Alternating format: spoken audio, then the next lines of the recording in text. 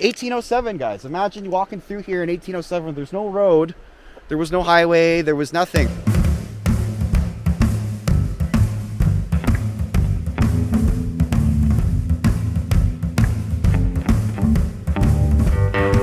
Be heading back into the rainforest, guys. We're gonna go back up the Big Benway there and go look for some David Thompson stuff. So we just turned off the Trans-Canada Highway, just near Golden here. We're gonna go Thompson Falls, Howse Pass, where David Thompson, 1807, he came through here and discovered the Columbia River. So the North Hudson's Bay Company, Northwest Company, he was a big cartographer. His maps of the region were very, very, very accurate. He surveyed the Rocky Mountains, the Columbia River, charted trails and paths, and was a literal trailblazer, guys. He worked for both the HBC Company, Hudson's Bay Company, and the Northwest Company, like Alexander Mackenzie and stuff worked for Northwest Company as well.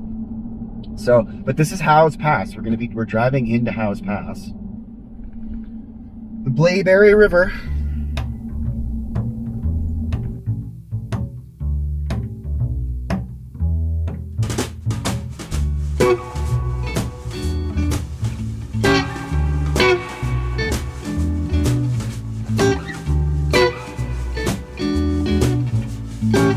Alrighty guys, welcome to Thompson Falls Recreation Trail. Enjoy a four-sit hike along the Blaeberry River.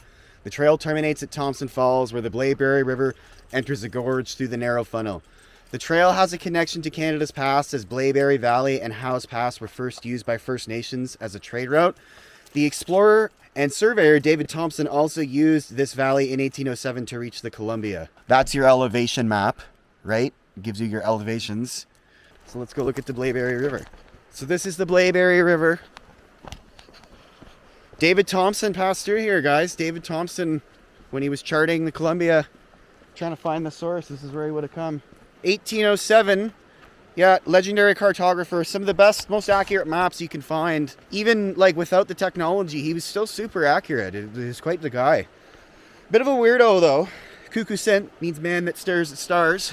Something like that. That's what the natives called him. But this is the Blaeberry River, guys. See the rock formations, the glacial colored water. And we're just about to cut into the Columbia Icefields. So if you were to go on the other side of the mountain range there, you'd find that we're in the Columbia Icefields Parkway. So yeah, just over the mountains there, we'd be in the Columbia Icefields Parkway. So we're basically, all this water is coming from the Columbia Icefields. It's melting up the glaciers and like all along that parkway there, and it's coming down through the Blaeberry River, right? And then it feeds into the Columbia, which is the big one.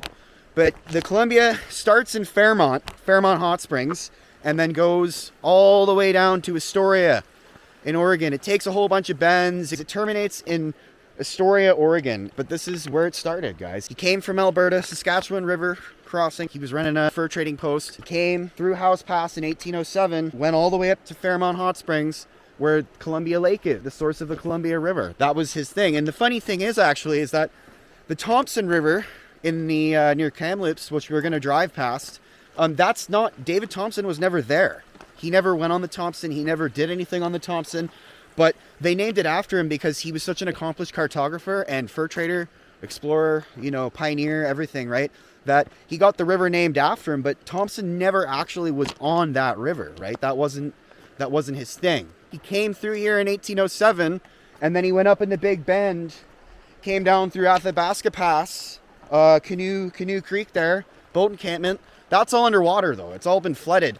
This isn't. This actually is like it would have been relatively, obviously, right? It's been 200 years, over 200 years, so some stuff's probably changed.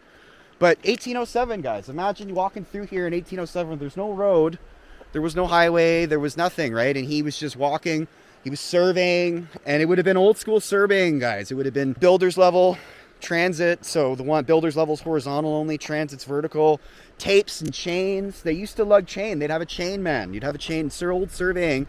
You'd have a chain man, 10-foot lengths of chain. And they would literally carry chain, and they'd drop the chain and measure, drop the chain, measure, drop the chain, measure, have a field book to take field notes, make recordings of everything. And he got some stuff wrong. Thompson wasn't always right. He got a couple things wrong, but the fact that he didn't have computers, he didn't have any of the modern technology, guys. He was He would use sextants. He would observe the stars. Simon Fraser as well, Alexander Mackenzie. The reason they knew where they were was because they would use the stars to find their latitude and longitude, right? Find their position. So then they would be able to report, this is where I am, right? But you needed to have knowledge of astronomy. You needed to have knowledge of how to use surveying equipment, right? Sextants, and like same thing with ship captains out on the ocean. Like, how you're in the middle of the ocean, how do you know where you are? It's because they're reading the stars. They're using time old, like thousands of year old techniques that, you know, our ancestors and the native tribes that all over the world have all used, guys. Reading the stars, tracking the stars, using the stars as your alignment, right? Thompson would have done the same thing in this area, and he would have had tape and chain. He was one of the best guys, one of the best surveyors to ever pick up the tape measure. And this was his region. And he was like 17, guys, when he did his first trek through, not here, but like Thompson was started young, man. He was not even a fully grown man technically, and, you know, was out in the bush surveying, doing all kinds of stuff. The color of the river here is just absolutely gorgeous. Not much mining, guys, in this region. It's not a mineral rich area. So this is the trail. Make a lot of noise as usual. So don't think we'll have any trouble though. We're not going far. We're just gonna go try to get a better vantage point of the river. But this is all glaciers in here, guys. Like, all glaciers. The Mummery Glacier, that's quite a trek in though. You got to drive about an hour in to go to that. We're not doing that today. Oh yeah, here we go. Oh, the color of the water. So you could follow this all the way to Thompson Falls itself. The color of the water. The Blaeberry River. It's so beautiful. And all the silt running down from the mountains. Such heavy silt, so healthy for the earth. The movement of sediment and stuff everywhere. It's really, really healthy, guys. Hey guys, so Howse Pass. David Thompson, 1807, legendary cartographer. Yeah, so we are in the Columbia Icefields now, but on the BC side. Alberta right across the way there. Continental Divide also, that's a huge thing. Continental Divide's here too, so on the one side everything goes out east, and on the other side everything goes out west, right? So we've just crossed over, and they use the Continental Divide as a barrier for the border between Alberta and BC. That's how Alberta and BC have decided to divide the territory. So that's why it goes a little bit weird, the border, because it follows the Continental Divide. Crossing the Blaeberry River.